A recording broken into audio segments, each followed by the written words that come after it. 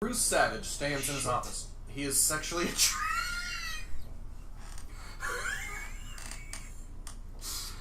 Somebody knocks on Bruce's door and he opens it. It's a scientist lady! She looks like a librarian with glasses, but she is actually a scientist. You can tell because she has a lab coat. Lady scientist, help me. Okay. Take this knife because some bad apples are trying to steal it and it is very important. Okay. What is your name, handsome?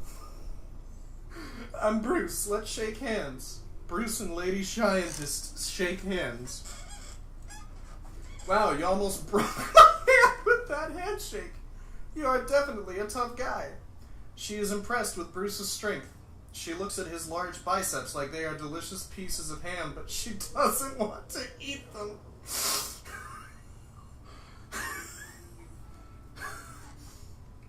Lady Scientist, here is the knife. The Lady Scientist hands Bruce the knife. It looks mostly like a knife, but also like a time machine because it is both a knife and a time machine, but Bruce doesn't know that yet. Goons break through the window and shoot the Scientist Lady. She dies. Scientist Lady, avenge me! Okay. Bruce kills the goons with his legs by doing lots of kicking at them. They are dead real quick. Looks like I got the leg up on you guys. The audience probably laughs here, so Bruce waits to deliver his next line for around 5 seconds so that everybody is calmed down. What is so special about this knife? Bruce stabs the knife into his chair. The chair disappears. The chair disappears. He looks at a picture on his wall, which is a big photograph from 1932 with lots of people from 1932 in it. Bruce's chair is in the picture. Interesting. My chair traveled back in time to 1932 when I stabbed it. When I stab things, they travel through time. That explains why this knife looks like a knife, but also like a time machine, because it is both. Bruce's real goofy friend from across the hall runs into the room. He trips on something on the floor. His name is Slabo. He isn't as fat as the name sounds. Slabo. Oh yeah! That is Slobo's catchphrase, and he says it in a real funny way. Scientist Lady, Bruce, you saved my life. The Scientist Lady was only faking being dead.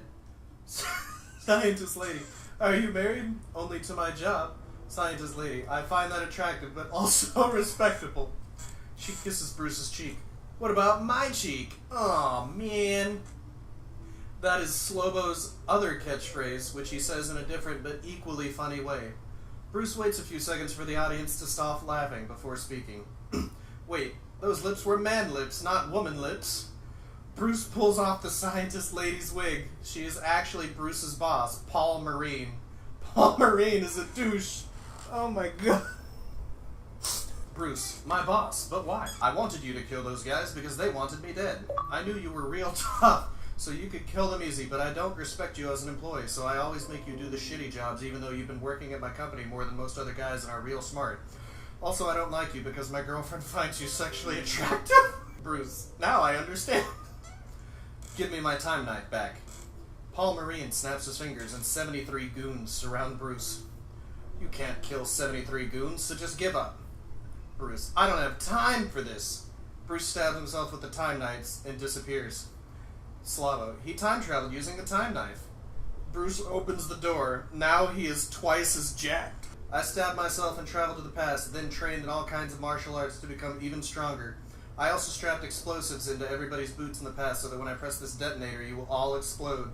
Aww, yeah! I'm glad I have stocks in this company. Why? Because business is booming. Bruce presses the detonator. All 73 goons blow up like eggs in a microwave. Paul Marine doesn't explode.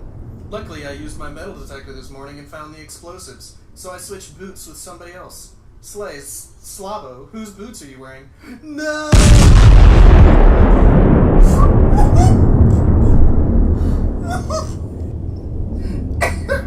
Not Slavo! Slavo explodes. My best friend, you'll pay for this. You don't want to stab me with that time knife. Why not? Because I am actually you from the future. That doesn't make sense. Yes, it does. Remember that the time knife is also a time machine. I am you from the future, but I stabbed myself with the time knife in order to come back here and do all of this. but we don't look the same. That is a good point, and I'm glad you brought it up. First, I time traveled 700 years into the future to a time where humans have created advanced technology that allows surgeries that completely change people's faces and bodies. I had the surgery performed so that you wouldn't be able to recognize me, but I am actually you in disguise. I can prove it because I know many things about you. Like what? You have a birthmark on your left ankle. I do have a birthmark on my left ankle. I am starting to believe you now.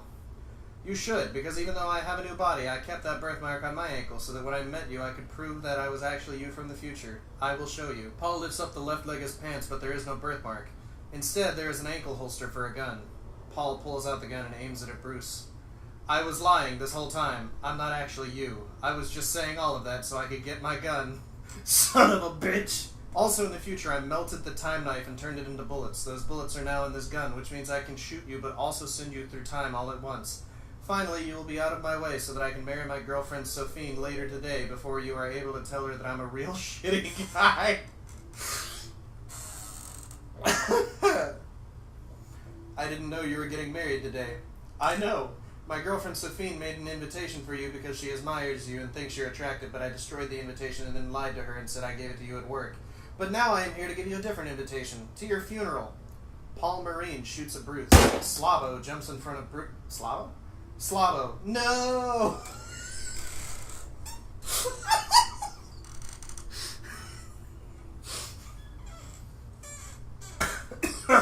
Slavo wasn't actually dead.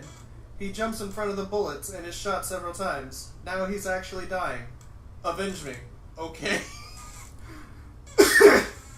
Bruce goes to attack Paul Marine, but now Paul Marine has disappeared. He's gone. Slavo is dying on the ground covered in blood. His body is red like a hot dog covered in lots of ketchup. You must stop the wedding. You are totally a better guy and clearly more attractive than Paul. You should be dating his girlfriend Sophine. Slavo dies. Bruce just sits there next to Slavo for a while because many people will be crying at this point. He eventually gets up. Looks like I'm going to a wedding. After all, he holds out the time knife. Somebody's got to cut the cake. Cut the cake means he's going to kill Paul. The audience will understand because of the way the actor says it. It's a real intense moment. Bruce puts on his shades. End of Act 1. Okay, let's... Bruce Livingstone, that was beautiful. That was the most beautiful thing I think I have read in this game yet.